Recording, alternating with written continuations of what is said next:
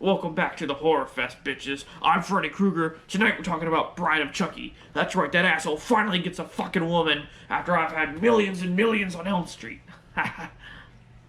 Anyway, a decade after all the other bullshit that went on in the previous movie, now he's getting stitched back together and has a fucking bride. So let's see how that turns out.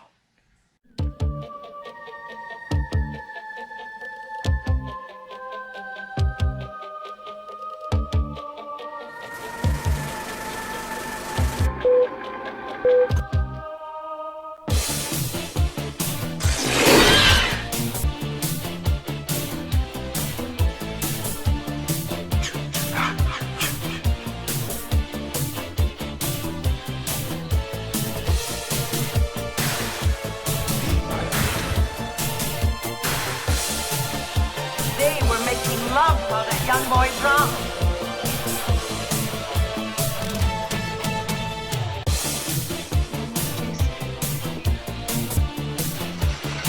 Trick or treat, motherfucker.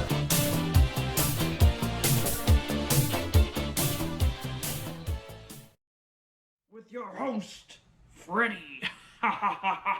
Happy Halloween, bitch.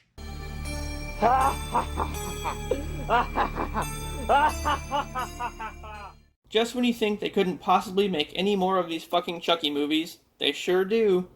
On today's episode, I'll be diving into Bride of Chucky, the late 90s sensation that sees Chucky get a girlfriend. So the film starts off with Tiffany, the former lover of Charles Lee Ray, who ends up getting the shredded remains of the good guy doll that Ray inhabited.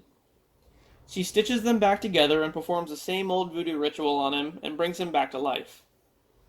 After that, Tiffany shows Chucky a ring he left behind when he died, thinking it was an engagement ring. When he denies it, though, Tiffany locks him in a playpen. While she's in the bath, Chucky escapes and electrocutes Tiffany to death, and then transfers her soul into a bride doll. A while later, Chucky comes up with a plan to retrieve a special amulet from the corpse of his human body, which will allow them to transfer their souls into Tiffany's neighbor Jesse and his girlfriend Jade. Meanwhile, while this is happening, Jade's uncle, Kincaid, forbids her to be with Jesse. So when Tiffany pays him to take the dolls to New Jersey, he gladly accepts so that they can run away together. Kincaid tries to fuck Jesse over by planting weed in his van, but then he gets caught in a Home Alone-style trap that turns him into Pinhead. It's fucking brutal. Chucky even makes a comment that it looks familiar. Oh, I smell a crossover. Nah, Pinhead would wreck you, bro. As they're traveling, Jesse gets pulled over by another cop that Chucky blows up, and then they get away. As they're driving away, though, Jesse and Jade are confused as to how the cop car blew up to begin with. A bit later, Jesse and Jade get married in a sketchy chapel/motel, and so do Chucky and Tiffany, who ultimately hook up. Doll sex. Jesse and Jade meet up with their friend David, who says they're prime suspects in the murders that have been happening. And just then, David finds the body of Kincaid, which was hidden in the van, and attempts to call the cops.